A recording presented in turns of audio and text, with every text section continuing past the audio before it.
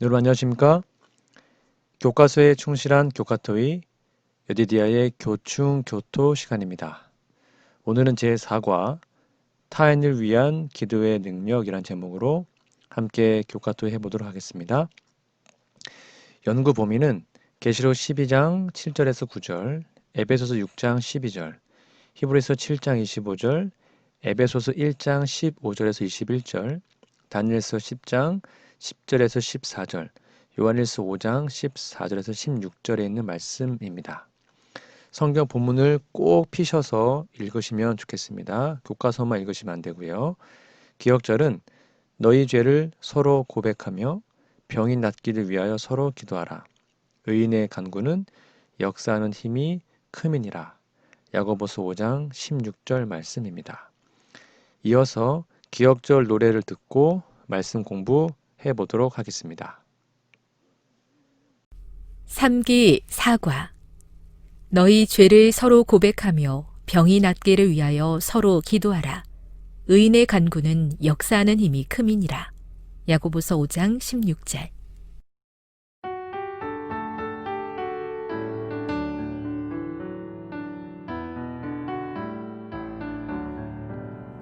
그러므로 너희 죄를 서로 고백하며 병이 낫기를 위하여 서로 기도하라. 의인의 간구는 역사하는 힘이 크니라. 야고보서 5장 16절. 네, 1월 소지입니다. 7월 19일 일요일, 제목은 우주적인 쟁투입니다. 교과서에 있는 질문에 보면 계시록 12장 7절 9절, 7절에서 9절, 에베소서 6장 12절, 고린도 후서 10장 4절을 비교하여 읽어보라. 이러고 읽어보세요. 이 성경절들에 따르면 우리는 다른 사람들을 위한 기도를 어떻게 이해해야 하는가입니다. 질문을 보시고 한번 성경절 찾아서 비교하신 다음에 답을 적어보시기 바랍니다. 답은 영의 세계의 투쟁을 생각하고 악한 영의 가마에서 건져주시기를 기도해야 합니다. 우리는 성경을 벗어나면 악령, 즉 사탄이나 마귀 또는 귀신의 세계에 대해서 바른 지식을 얻을 수가 없습니다. 악령, 사탄, 마귀는 사람보다 훨씬 똑똑합니다. 사람의 마음의 생각을 읽어내려고 노력을 합니다. 그러나 읽을 수는 없습니다. 그냥 추측합니다.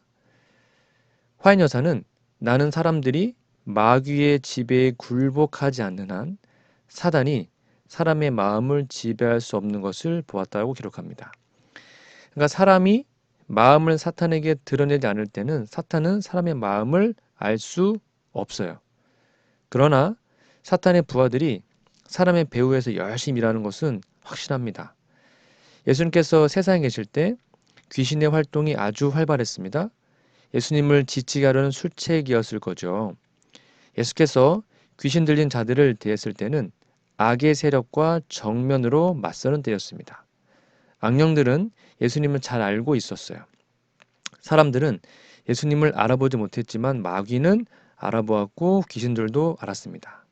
그러나 바리새인들과 서기관들은 예수께서 귀신의 왕을 힘입어 귀신을 쫓아낸다고 빈정거렸습니다. 이런 말의 배우는 귀신이 진짜로 그렇게 활동할까라는 의혹이 있었고 사두개인들은 귀신의 존재를 믿지도 않았어요. 예수님께서 귀신을 쫓아냈을 때 귀신의 실제를 드러내지도 않았습니다.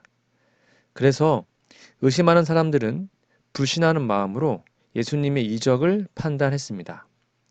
군대 귀신이 돼지떼에게 들어가도록 허락하신 것은 이런 사람들에게 귀신의 실체를 확인하게 하는 조치였습니다. 귀신을 실제로 개체가 있었고 활동을 했습니다. 우리는 전도를 위해서 이러한 실체에게 얽매인 사람들을 풀어달라는 기도가 필요하다는 것을 우리는 깨달을 수 있습니다. 쉽게 말하면 기도는 사탄 마귀에게 지배되어 있는 그 영혼들을 풀어주기 위한 귀한 강력한 무기다. 그렇게 이해하시면 되겠습니다. 일요일 예언신의 권면입니다. 노래보다 더 많이 기도하라. 영혼들을 위하여 기도하기 시작하라. 그리스도께로 가까이 가라. 피 흘리는 그의 옆구리로 가라. 온유하고 정숙한 정신으로 그대들의 생애를 단장하라. 그대들 자신의 영혼뿐만 아니라 다른 사람들의 영혼까지 구원하는 일에 성공을 거두기 위한 지혜를 얻고자 열렬하게 통회하면서 겸손하게 그분께 간구하라. 노래하기보다 더 많이 기도하라. 여러분, 노래를 하지 말라는 게 아니죠. 노래만큼 중요한 것이 기도니까 기도에 더 열심히 해보자라는 말씀으로 이해하시면 될 것 같습니다.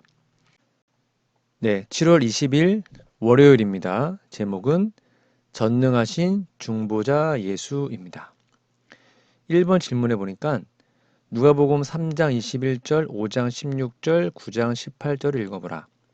이 성경절들에 따르면 예수님의 기도 생활과 그분의 사역에 나타난 능력 사이에는 어떤 관계가 있는가? 한번 읽어보시고 답을 적어보시기 바랍니다. 예수님은 항상 기도하셨고 능력의 봉사가 필요할 때 더욱 기도하셨습니다.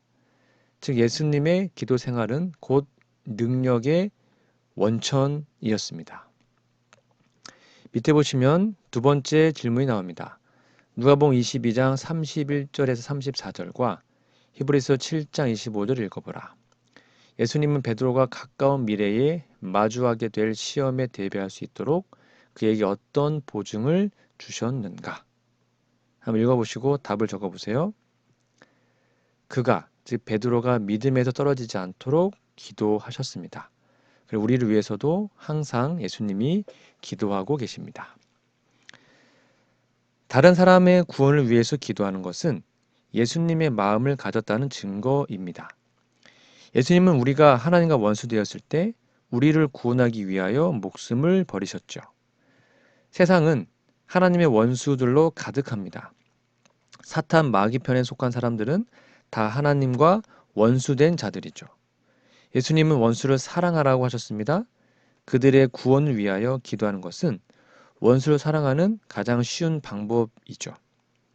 우리가 하나님과 원수되는 자리에 들어가지 않도록 기도하고 하나님과 원수된 자리에 있는 사람들이 하나님과 화목하고 하나님께 속한 사람들이 되도록 기도하는 것은 예수님의 마음을 나타내는 것입니다. 전도하는 것은 원수를 사랑하는 것이고 그들의 구원을 위하여 기도하는 것은 예수님의 마음을 가진 것을 증명하는 것이죠. 그러므로 중보 기도할 수 있는 마음을 달라고 하나님께 기도하면 어떨까요?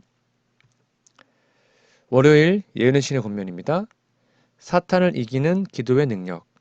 믿음의 기도는 그리스도인의 큰 능력이 되므로 분명히 사탄을 이기게 해줄 것이다. 그런 이유 때문에 그는 우리에게 기도할 필요가 없다고 속삭인다. 그는 우리의 중보자이신 예수님의 이름을 몹시 싫어한다. 그러므로 우리가 열렬한 기도로서 그분께 도움을 구할 때 사탄의 군대는 놀란다. 우리가 기도한 일을 등한히 하면 사탄의 목적 성취에 도움이 된다. 그러므로 사탄 마귀를 물리쳐 달라는 열렬한 기도를 우리 모두가 매일 했으면 좋겠습니다. 7월 21일 화요일 제목은 바울의 도고입니다.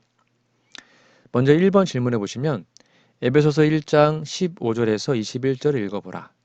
바울이 에베소 교회 신자들을 위해 하나님께 간구했던 목록들을 아래에 적어보라. 그는 특별히 그들에게 무엇을 주시도록 하나님께 구했는가? 한번 읽어보시고 적어보시기 바랍니다. 첫 번째, 지혜와 계시의 정신을 주어 하나님을 알게 하도록. 그리고 두 번째, 믿음의 눈을 밝혀서 부르심의 소망과 세 번째, 성도의 기업의 영광의 풍성함을 알게 하는 것. 그리고 네 번째, 하나님의 능력의 강력함을 알게 하기를 간구합니다. 참 놀라운 또 아름다운 기도문인 것 같습니다. 이런 기도가 우리의 삶이 되었으면 참 좋겠습니다. 밑에 있는 질문에 보시면 조금 질문이 긴데요. 빌립보 1장 3절에서 11절을 읽고 바울이 드린 기도의 어투에 주목하라. 그대가 빌립보 신자라면 자신이 그대를 위해 기도하며 구체적으로 어떤 내용으로 기도하는지 밝히고 있는 바울의 편지를 받고 어떤 기분이 들겠는가? 그리고 그 이유는 무엇인가? 그의 말은 어떤 소망을 담고 있는가? 또 어떤 훈계를 주는가? 네, 질문이 되게 길죠? 한번 고민해 보시고 적어 보시기 바랍니다. 정답은 복음에서 너희가 교제함과 너희 속에 착한 일을 시작하시니가 그리스도 예수의 날까지 이루실 것을 확신함과 바울 예수님의 마음으로 그들을 사모하는 것을 표현했습니다. 이렇게 기도한다는 것을 들으면 아마 감사와 감격이 충만할 것입니다. 자신들의 영적 유익과 믿음을 위하여 기도하는 것을 들었기 때문이죠. 그의 기도에는 이런 소망과 훈계가 있습니다.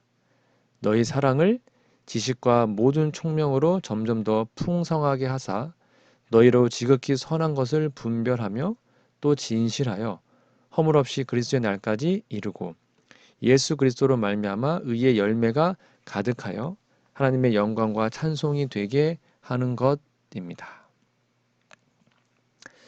누군가 나를 위해 기도한다는 말을 들을 때 여러분 감사하지 않습니까? 동시에 용기가 되고 하나님의 일을 더 충성스럽게 하겠다는 각오도 생깁니다. 그냥 전도를 위해서만 기도하는 것이 아니라 성도들이 구역반, 소그룹, 서로 멤버들이 서로를 위해서 기도하는 것도 대단히 중요합니다. 우리는 가족을 위해서 기도하고 교회를 위하여 기도하고 또한 목사님들을 위해서 교단의 지도자들을 위해서 기도해야 합니다. 물론 자신을 위해서도 기도합니다. 예수님께서 우리 자신을 얼마나 사랑하시고 우리를 위하여 항상 기도하신다는 사실을 우리가 안다면 늘 힘과 용기가 충만할 것입니다. 오늘도 예수님의 기도와 가족들의 기도와 누군가가 나를 위해 기도하는 것을 기억하시면서 주님의 뜻대로 사는 하루가 되시기를 간절히 바랍니다. 화요일 예언의 신의 권면입니다. 기도는 승리의 수단이 됨. 이 영혼들과 함께 기도하라. 믿음으로 이들을 십자가 밑에 데려오라. 그들의 마음을 그대의 마음과 하나로 묶고 믿음의 눈으로 죄를 지고 가시는 예수님께 마음을 고정하라. 그들로 하여금 불쌍하고 죄 많은 자신을 바라보지 말고 구세주를 바라보게 하라. 그리하면 승리를 얻게 될 것이다. 아멘. 참 좋은 말씀입니다. 승리하기 위해서 기도하는 우리 모두가 되었으면 좋겠습니다. 수요일 소지입니다. 7월 22일 수요일 제목은 보이지 않는 힘입니다. 질문해 보면 다니엘서 10장 10절에서 14절을 읽어보라. 하늘이 다니엘의 기도를 들었음에도 무엇이 그 응답을 방해했는가? 누가 방해했나요? 정답은 바사국, 즉 페르시아 대군이 방해했다고 얘기합니다. 여러분, 다니엘서 10장은 우리 인간 세상의 배후에서 일하는 영적 세력들의 실상을 보여준 계시입니다. 페르시아 왕 고레스를 감동해서 유대인의 해방을 취소하게 하려고 루시퍼, 사탄 마귀가 일하고 있었죠. 가브리엘 천사가 고레스의 마음을 감동하여 그런 생각을 바꾸려고 할 때 루시퍼가 와서 방해를 합니다. 3주간을 대치하고 있는 상태에서 미가엘, 예수님이 와서 루시퍼, 사탄 마귀를 물리치고 고레스의 마음을 안정시킵니다. 미가엘은 계시록 12장에서 붉은 용과 싸우는 분이시죠. 계시록 12장 1절에서 10절과 창세기 3장 15절을 비교하면 미가엘이 곧 예수님인 것을 알 수 있습니다. 두 장면에 등장하는 존재가 동일합니다. 뱀, 여자, 여자의 후손. 그러니까 뱀과 싸우는 존재는 여자의 후손이죠. 그리고 계시록 12장에는 해를 입은 여자가 아들을 낳았는데 용이, 뱀이 그 아들을 삼키려고 하지만 그가 하늘로 올라갑니다. 바로 다음 장면이 미가엘과 그의 사자들이 용과 그의 사자들과 싸우는 장면이 나옵니다. 그 용이 바로 옛 뱀, 사탄 마귀죠. 그가 쫓겨납니다. 그리고 그리스도의 나라가 이루어집니다. 그러니까 용을 하늘에서 쫓아내신 분이 그리스도이심을 우리는 의심할 필요가 없어요. 많은 사람들이 미가엘이 예수님이란 것을 확신하지 못하는 것 같아요. 카톨릭이나 개신교는 당연히 아니라고 생각합니다. 근데 재림교회는 미가엘이 예수님이라고 믿습니다. 성경은 미가엘이 바로 여자의 후손을 세상에 오셨다가 승천하여 하늘에서 루시퍼를 영원히 추방시킨 예수님임을 분명하게 확인시켜 줍니다. 그분이 사단과 직접 싸우시는 분입니다. 전쟁에 능한 여호와시죠. 그리고 그분은 이미 승리하셨습니다. 그러니까 우리가 기도할 때 예수님 이름으로 기도하면 예수님의 승리가 곧 우리의 것이 됩니다. 보이지 않는 힘을 의지해서 하나님께 기도하시기 바랍니다. 수요일 영감의 교훈 예능신의 권면입니다. 강력한 기도의 능력. 그분은 흑암의 세력과 투쟁하며 우리에게 할당된 사업을 행하기 위해서는 기도가 필수적이라는 증거를 우리에게 제시하셨다. 우리 자신의 힘은 연약하다.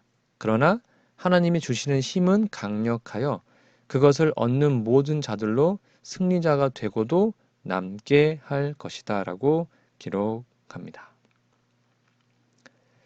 마지막으로 목요일 소지로 가볼까요? 7월 23일 목요일 제목은 기도를 강조함. 먼저 첫 번째 질문해 보시면 사무엘상 12장 22절에서 24절과 욥기 16장 21절을 읽어보라. 이 성경절들의 공통점은 무엇인가? 이 말씀들은 다른 사람들을 위한 기도에 대해서 무엇을 알려주는가? 한번 답을 적어보시기 바랍니다. 정답은 사무엘은 백성을 위하여 기도하기를 쉬는 것이 죄라고 합니다. 욥은 하나님 사이와 사람 사이의 중재를 간청했죠. 자, 그 다음 밑에 있는 두 번째 질문을 볼까요? 요한일서 5장 14절에서 16절을 읽어보라. 다른 사람들을 위해 기도할 때 어떤 일이 일어나는가? 한번 적어보시기 바랍니다. 정답은 우리가 그에게 구한 그것을 얻은 줄을 또한 아느니라. 누구든지 형제가 사망에 이르지 아니하는 죄 범하는 것을 보거든 구하라. 그리하면 사망에 이르지 아니하는 범죄자들을 위하여 그에게 생명을 주시리라. 즉 우리가 다른 사람을 위해서 기도하면 하나님은 생명을 주십니다. 우리가 형제를 위해서 열렬히 기도하면 그 형제에게 생명을 주신다고 약속합니다. 그런데 아마도 이 구절을 읽는 독자들이 사망에 이르는 죄가 무엇이고 사망에 이르지 않는 죄는 무엇인지 좀 궁금할 것 같아요. 16절만 두고 이해하려고 하면 이해되지 않을 것입니다. 일반적으로 사망에 이르는 죄를 성령을 거역한 죄라고 말합니다. 물론 맞습니다. 그러나 요한이 요한일서에 주장하는 내용 전체를 생각해 보면 이 구절을 이해하는 것이 중요합니다. 요한은 요한일서 4장부터 적그리스도에 대하여 말합니다. 즉 적그리스도는 그리스도께서 육체로 오신 것을 부인하는 사상이라고 가르칩니다. 즉 성육신, 예수님께서 육체로 오시지 않으셨고 그렇기 때문에 그분은 우리를 속죄할 자격이 없는 분이라고 말하는 거예요. 그분의 육체의 죄를 정하여 그 육체가 죽음을 경험하고 부활해야 구원이 이루어지고 생명을 줄 수가 있잖아요. 그렇기 때문에 예수님께서 부활하지 않았으면 사람들을 죄에서 구원할 수가 없는 거예요. 히브리서 2장 9절에 죽음을 맛본다라는 말은 경험하다는 뜻입니다. 그러니까 육체로 오지 않으면 죽음을 경험할 수가 없어요. 하나님은 본질적으로 불멸이시기 때문에 하나님은 죽을 수가 없습니다. 그러니까 예수님이 육체로 오셔야지만 죽음을 경험할 수 있습니다.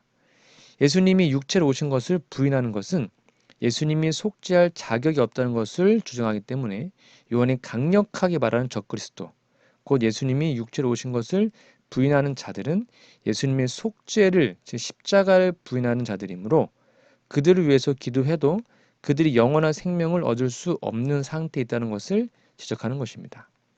그들과 같은 주장을 철회하고 예수님이 육체로 오셔서 속죄, 십자가의 피로 우리의 죄를 다 용서하신 것을 믿을 때 곧 생명을 주시는 겁니다.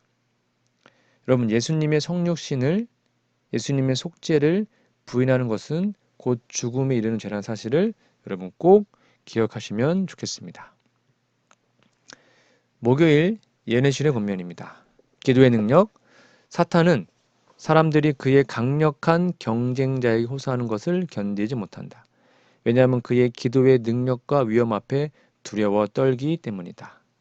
열렬한 기도의 음성에 사탄의 온 군대가 떤다라고 기록합니다.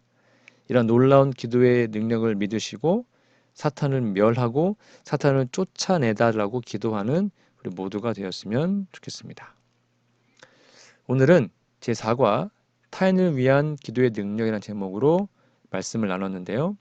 연구 범위 성경 본문을 여러분 꼭 읽어주시고 교과서와 비교하시면서 공부해 보시면 좋겠습니다. 다음 주에는 벌써 3기 5가인데요.